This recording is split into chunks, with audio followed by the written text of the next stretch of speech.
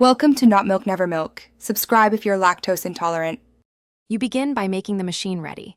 Place a compatible spool on the spool pin and secure it so it won't wobble as you sew.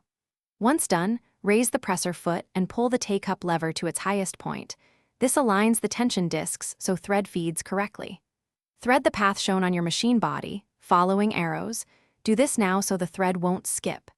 You're setting tension and alignment first because good tension prevents jams and uneven stitches. You'll now carry the thread through each guide toward the needle, following the numbered path on the machine.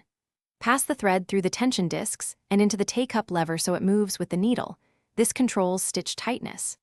Continue through the final thread guides and thread the needle from front to back unless your manual specifies otherwise. Once threaded, pull a 4 to 6 inch tail under the presser foot so the bobbin can catch it when you start sewing. That prevents tangles. Finish by loading the bobbin. Wind if needed and insert it so the thread feeds in the correct direction under the bobbin tension spring. This balances top and bottom stitches.